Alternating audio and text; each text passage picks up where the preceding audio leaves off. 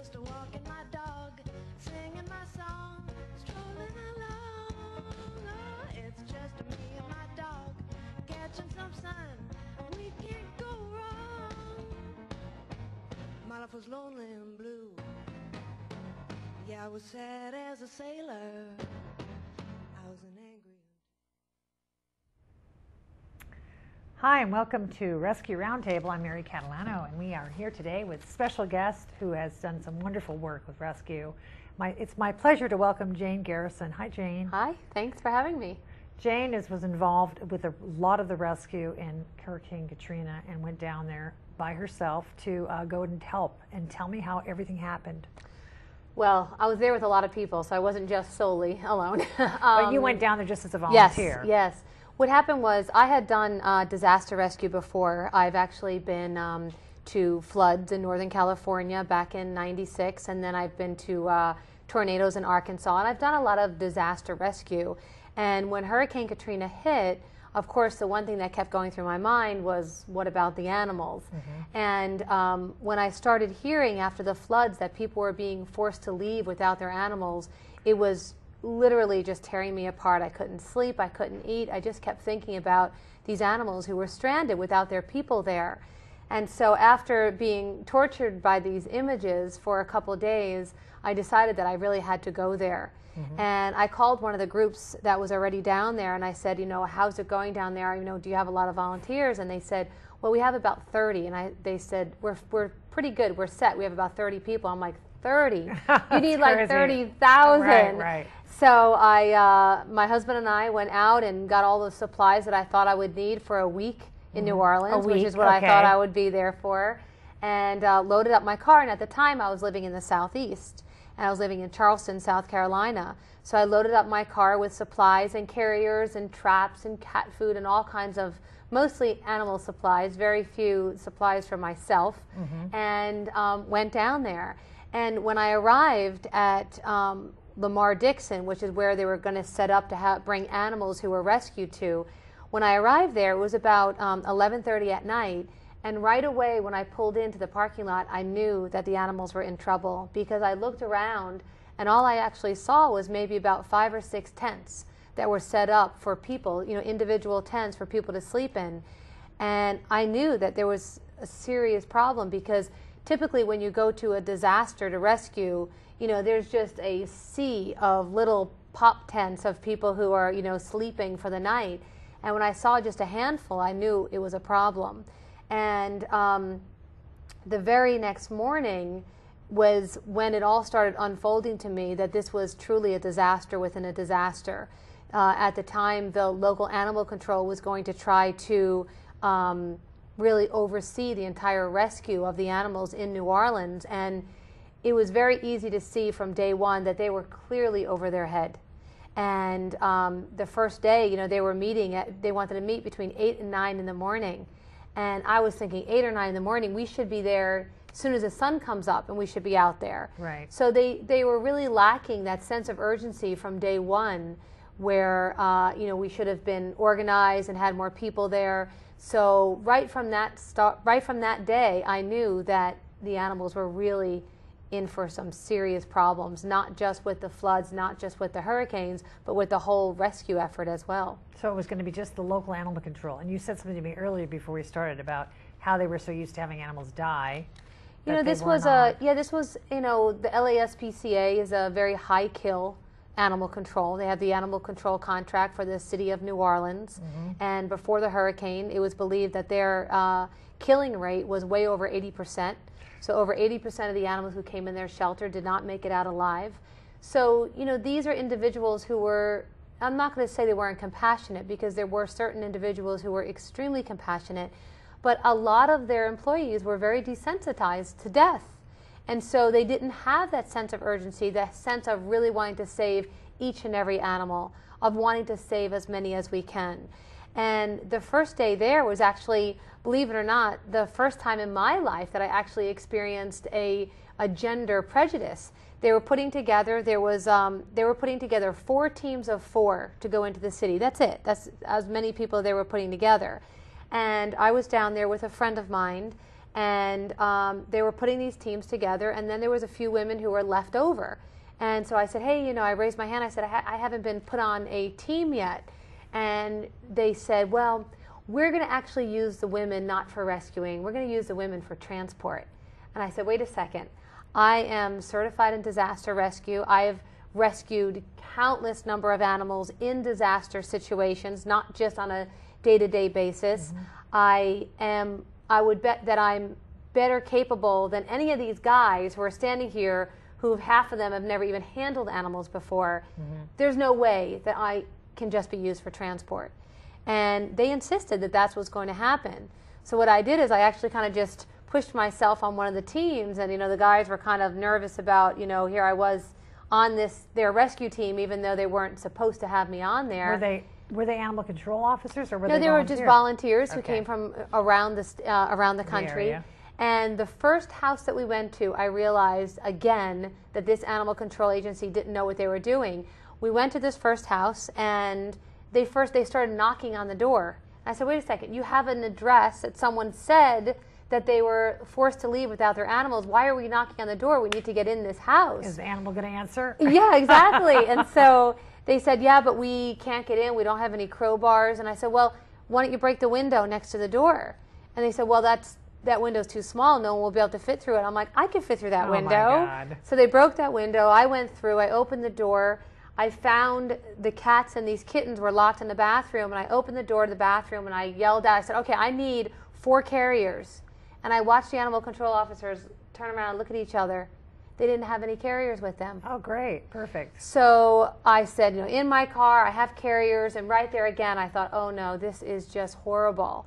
So started rescuing on that team. Were they expecting to just set the animals free or something? Is that what they were expecting to put the animals in their animal control vehicle, which only held, you know, 8 animals individually. And, you know, why would you carry a frightened cat out into the street and then put them into... How can you carry a frightened cat? Right, exactly. Yeah. It was just so crazy.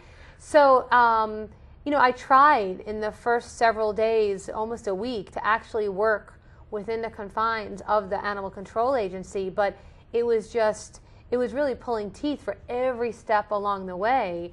And what was the breaking point for me is that every day I would say to them, you know, what about our food and water program? Because what would happen in a disaster is that besides rescuing the animals who are in the houses, you have to provide for the animals who are on the streets. Right. The feral cats who don't have their feeders anymore, the stray dogs who, you know, are used to people giving them handouts, the animals who escaped their homes and now are on these streets that have no trash to even go through. Everything's been washed away. There's no food. It's 110 degrees. You know, there's nothing for these animals to eat or drink. And I said, when are we going to start a food and water program? Oh, no, we can't do that. We can't do that. We can't do that. And then one day I was out rescuing, and I came across this house, and I found 11 dead cats outside this house, just all around the house. And I pulled off these 2-day, 3-day-old kittens off the dead mother. Mother was dead. The babies were crying. And I pulled them off, and I said, this is it. I am taking this under my own control, because these animals are dying for absolutely no reason. There's no reason that the animals on the street should be dying. We should have a food and water program. So I left the city of New Orleans that day, dropped my animals off at Lamar Dixon, which was our temporary shelter, and I went to the only feed store that was open in the area. And I went in there and I said, I need every single container that you have that can hold water. Doesn't have to be a water bowl, any pail, any bucket, any basin, anything you have. And I just got dozens and dozens of them. And then I took a big map of New Orleans, and I went back to where I was staying, which was Lamar Dixon. I was sleeping in the front seat of my car, and I spread this big map out on the parking lot, and I just started dividing it into sections. And then I wrote these notes, and I hung them all over the place, because I know there was a lot of people there who wanted to help, but they weren't getting direction. And I said, if you want to help rescue animals, meet me at 5 o'clock tomorrow morning in front of this, this area. And that next morning, I had dozens of people who said, I flew in from here, I drove in from here, and I'm wanting to help, but no one's giving me any direction. I'm like, okay, you're going to help. This is what you're going to do. This is going to be your section, and you're going to feed animals. Every time you see an animal, I want you to make a food and water station. Fill the water, put a 5-pound bag of food on the street, and go. Keep going. Grab the animals you can grab. And this just started this momentum. And then I also was calling back to my home. I was calling to my husband. I was saying, you need to put out an email, and calling my friends, put out an email and tell people if they want to help to come to New Orleans, regardless of what anyone is telling them, come down there, tell them to find me, and I will get them to help these animals. And within a week, I had about 250, 300 people per day who I was directing to go out and start rescuing.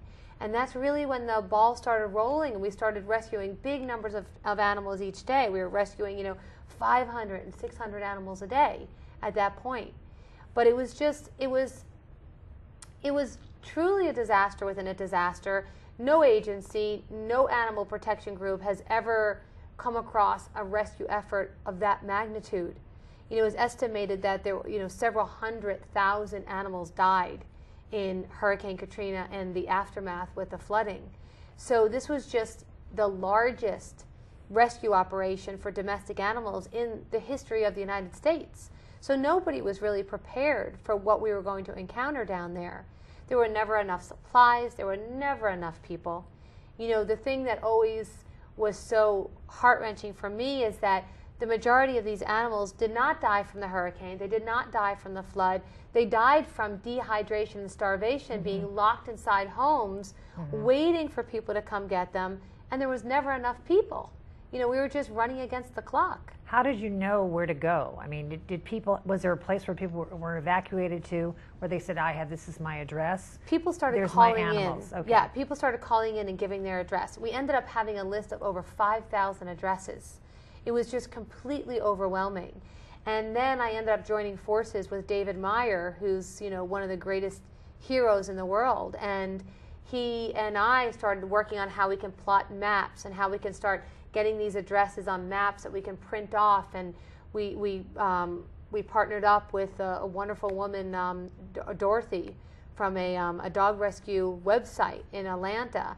And then partnered up with MapQuest and started getting these addresses on MapQuest and being able to print them off for rescuers each day. But it was so incredibly overwhelming. It was like each day you'd go and, we may visit several hundred homes in a day, but then several hundred people would call in that same day and give their addresses. So it was just, you could never get ahead of it. You could never, and then at the same time, we're rescuing all these hundreds and hundreds of animals every day, but then Lamar-Dixon is filling up every day. So there were so many days that we couldn't even rescue because there was no place to bring these animals. So we had to go into these homes, leave food and water, and then hope that somebody's going to get back there. Hope that their people are able to get into their home and get them, or that another rescuer could get back there and that food and water would sustain them for several weeks until we could get back there again. That's horrible. So it was horrible. And there was never enough people, never enough supplies, never enough crowbars to get into the houses. It was, not only did you have these addresses, but you had these homes that, in a perfect world where there were street signs that you were able to see, okay, this is Bourbon Street, or this is, whatever street. But you have street signs that were knocked down. You had houses that were literally moved from their address to another address. So you see a number on a house, but you don't know, like, okay, what street did this house once live on? These houses were moved. And then once you finally found the house that you were looking for, where you knew that there were animals locked inside, then you had the task of trying to get inside these homes. These are old New Orleans homes that, these big heavy doors. They were boarded up. The windows were boarded up with plywood. So sometimes it would take you almost an hour with a crowbar to actually wedge open these doors, or in many cases we would pull air conditioning units out from the house and then climb through the hole from the air conditioner, or get up onto the roof and go through an attic window and then come down into the house. And so getting inside the house was a job in itself. And then you forget that once you're in this house, it's not like going into my house or your house in a given day that you can turn lights on and you can look for animals. These were houses that were boarded up. They were dark. They were extremely, extremely smelly. Not only were you dealing with the smell of death, but you were dealing with the smell of mold. of mud, of stagnant water, of people's refrigerators, people who ate animals, their refrigerators were then unplugged. And so you had, rotting animals in people's refrigerators that were this smell. So you're dealing with all of that. You're trying to find animals in dark. So you have your flashlight that you're searching for them. And then you're searching for terrified animals. Right. Terrified, yeah, some of the dogs would come running to you. They were just so happy to see someone. But most of the cats were terrified. Yeah. So they were hiding under beds and behind refrigerators and behind washing machines. And so it was really, really hard to find them, and then even harder to actually get them, to coax them out. Did you try and coax them out with food? Of course you tried to do that, right? Yeah, we would try to coax them out with food, but it was so hard. I mean, it was so hard. I mean, most of the houses we got the cats, but there were some houses that we said there is just no way that we can get these cats. These were cats who were so terrified that you'd finally think you were going to get them, and they would just literally climb the walls and go somewhere else and hide. And we did the best we could. The houses where we couldn't get the cats, we left food, we left water, and we left a way for them to get out. And at the time people would say, oh, why are you leaving the doors open? You're going to let these cats get out. And we couldn't keep them in the houses. The houses were filled with mold, and we didn't know when people were coming back. And if you lock them in the house, then once the food's gone, they're in the same situation again. So it was never an ideal situation. And those images constantly haunt you. The animals who you left, and you wonder, did anyone ever go back? Did anyone who lived there ever make it back to get their animals? Did another rescuer, we would spray paint on the house, food and water, cats inside or dogs inside, and you don't know. I mean, I know for sure that there were animals who we fed in houses that never made it out alive, because I checked a couple addresses, weeks and weeks later, and found dead animals who we once fed. God. And it was heart-wrenching. It was heart-wrenching. It was by far the most overwhelming experience that I've ever had in my life.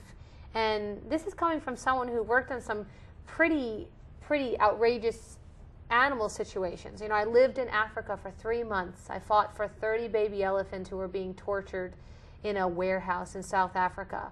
I was being followed around South Africa. I was by myself. My life was in danger. I mean, I've been in some really serious, very intense situations for animals before, having worked in disasters before, having worked on a situation in Thailand.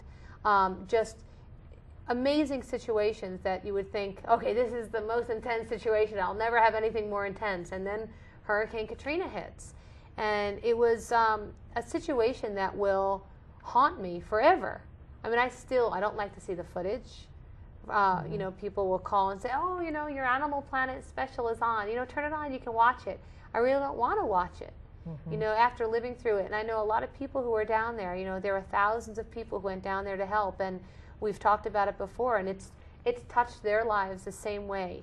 Many people, they don't want to see the footage. I had an offer to write a book about my situation down there, and this was shortly after. This was maybe 6 or 7 months after I got back from New Orleans, and the thought of reliving everything on a day-to-day basis and really putting it on paper was something that really didn't interest me at the time at all. Right, right. I didn't want to relive what I went through down there. We have a little footage here. Close. Dogs are in that address, and the 3 dogs we got yesterday, we don't know if they were at that address, so we should go back and check there. Jane Garrison has been up most of the night, mapping out the rescue route for her team. She and her partners, Bruce Ernest and Drew Moore, are not professionals, but they are experienced and well-trained. There's 1 dog in there. Theirs is a task that demands skill and, just as important, patience. Puppy! Come on, buddy! Come on, buddy! Bruce, knock on that window.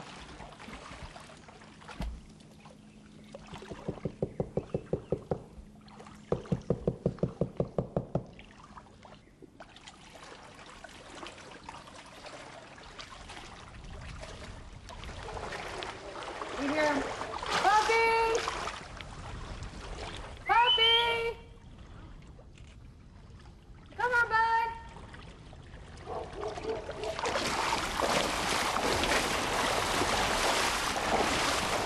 We're coming.